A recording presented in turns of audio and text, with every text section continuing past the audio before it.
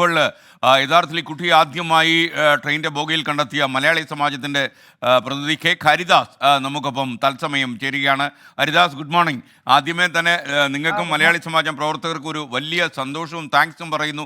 കാരണം കേരളത്തിലെ ലോകമെമ്പാടും ഇരുന്ന് ഇത്രയും മണിക്കൂറുകൾ ഈ സംപ്രേഷണം കണ്ട മലയാളികൾ അപ്പാടെ നിങ്ങളെ ഓർത്ത് അവർ സന്തോഷിക്കുന്നുണ്ട്, അഭിമാനിക്കുന്നുണ്ട്. പിന്നെ അലക്സ് റാം മുഹമ്മദിൻ്റെ ഒരു ഇടപെടൽ അതിന് നിമിത്തമായി എന്ന് പറയുമ്പോൾ 24-നും സന്തോഷമുണ്ട്. എന്നാൽ ഇതൊരു ക്രെഡിറ്റ് എടുക്കുന്ന പ്രശ്നമല്ല. ആത്യന്തികമായി നമ്മുടെ ഇടയിലുള്ള ഒരു കുട്ടിയെ നമുക്ക് സംരക്ഷിച്ച് നിർത്താൻ കഴിഞ്ഞു എന്നുള്ളതാണ് ഏറ്റവും പ്രധാനപ്പെട്ട കാര്യം. ക്രെഡിറ്റ് ആരോ കൊണ്ടുപോട്ടെ എന്നുള്ളതാണ് എൻ്റെ നിലപാട്. ഓക്കെ, പറയൂ ഹരിദാസ്.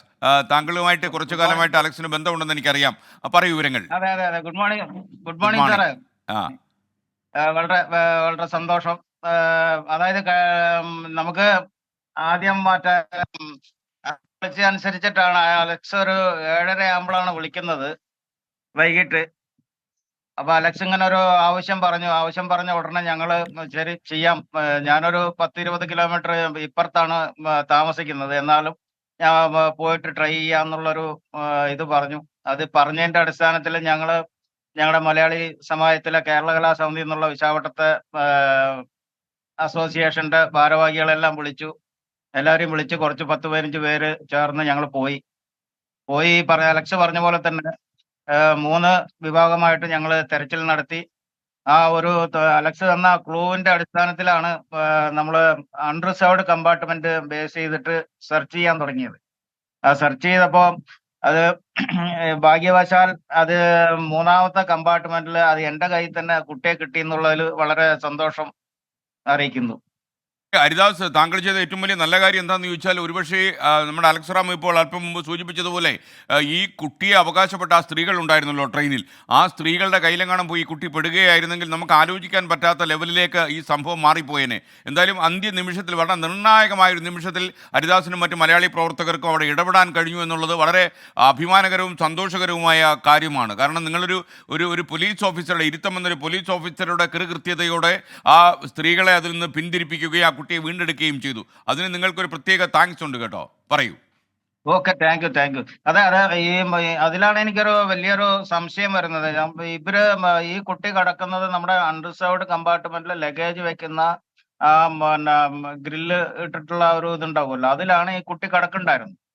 കുട്ടി കമിഴ്ന്ന് കിടക്കുകയായിരുന്നു. അപ്പോൾ ഈ ഡ്രസ് കോഡ് വെച്ചിട്ടാണ് നമ്മൾ ഇത് തന്നെയാണ് എന്നുള്ളൊരു സംശയം പ്രകടിപ്പിക്കുന്നത്. അപ്പോൾ എൻ്റെ കൂടെയുള്ളവരെല്ലാം ഞാൻ വേഗം വിളിച്ചു വരുത്തി ചോദിച്ച അവിടെയുള്ള ആ കോപ്പിയിൽ ജെൻസ് മാത്രമേ ഉള്ളൂ. അപ്പൊ അവരോട് ചോദിച്ചപ്പോ ഈ കുട്ടി അപ്പുറത്തിരിക്കുന്ന സ്ത്രീയുടെ മകളാണെന്നാണ് പറഞ്ഞത്. പക്ഷെ ആ സ്ത്രീയോട് ചോദിച്ചപ്പോ ആ സ്ത്രീയും എന്റെ കുട്ടി തന്നെ എന്ന് പറഞ്ഞു. പക്ഷെ ഞങ്ങള് വളരെ ഒന്ന് സീരിയസ് ആയിട്ട് അവരടുത്ത് ഇത് ടിക്കറ്റ് എടുക്കുക, എവിടേക്കാ പോകണം എന്നൊക്കെ ടിക്കറ്റ് എടുക്കാൻ പറഞ്ഞപ്പോ അവരൊന്ന് പരുങ്ങുന്നതായിട്ട് നമ്മൾ കാണുകയുണ്ടായി. ഹരിദാസ്, ഒരു നിമിഷം. അലക്സ് യഥാർത്ഥത്തില് നമ്മുടെ ഈ വിശാഖപട്ടണത്തെ മലയാളി സമാജം പ്രവർത്തകർ ഹരിദാസും ഹക്കീമും ഒക്കെ ഉൾപ്പെടെയുള്ള ആളുകൾ എത്ര വേഗമായിരുന്നു ഹരിദാസിന്റെ അഭ്യർത്ഥന കേട്ടിട്ട് അവർ പ്രവർത്തിച്ചത്. കാര്യം ഒട്ടും സമയം പാഴാക്കിയില്ല എന്നാണ് ഞാൻ മനസ്സിലാക്കുന്നത്.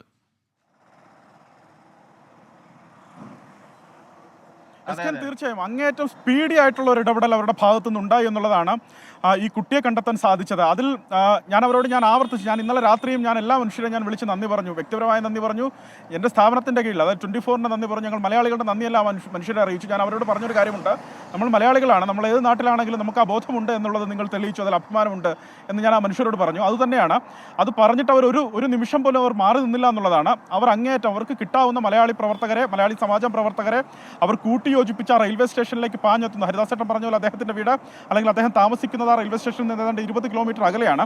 അദ്ദേഹം അടക്കമുള്ളവർ അവിടേക്ക് എത്തി. ഈ വാർത്തയുടെ ഒരു ഗ്രാവിറ്റി എത്രത്തോളം എന്ന് ബോധ്യമുള്ളത് കൊണ്ട് തന്നെയാണ് അവർ അവിടേക്ക് എത്തിയതും ഈ അന്വേഷണത്തിന്. അത് മാത്രമല്ല, അദ്ദേഹം എന്നോട് ആവർത്തിച്ച് പറഞ്ഞൊരു കാര്യമുണ്ട്, RPF ഉദ്യോഗസ്ഥരോട് നിങ്ങൾ സർക്കാർ മുഖേന, അതായത് ഇവിടുത്തെ പോലീസിനെ കൊണ്ടൊന്ന് പറയിപ്പിക്കുമോ, കാരണം ഞങ്ങൾക്ക് അങ്ങനെ ഇറങ്ങി ഒരു ട്രെയിനിൽ പരിശോധന നടത്തുന്നതിന് പരിമിതിയുണ്ട്.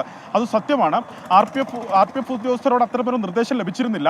നമ്മൾ അതിനൊരു ശ്രമവും നടത്തി. നടത്തി. കഴക്കൂട്ടം എസിയോട് പറഞ്ഞ് ഈ RPF ഉദ്യോഗസ്ഥർക്ക് ഇതുമായി ബന്ധപ്പെട്ട ഒരു നിർദ്ദേശം നൽകുന്നതിന് വേണ്ടി ഒരു ശ്രമവും നടത്തി. അദ്ദേഹം വിളിച്ചോ ഇല്ലയോ എന്നുള്ള കാര്യം നമുക്കറിയില്ല. പക്ഷേ ഈ മനുഷ്യർ അപ്പോഴും അവിടെ നിന്നു, അവർ ആക്ട് ചെയ്തു. അവർ ആ ട്രെയിനിൽ 3 സംഘങ്ങളായി തിരിഞ്ഞു. കുറച്ച് സമയം നമുക്കറിയാം, വിശാഖപട്ടണം പോലൊരു റെയിൽവേ സ്റ്റേഷൻ എത്ര സമയം ട്രെയിൻ ഹോൾട്ട് ഉണ്ടാവും നമുക്കറിയാം.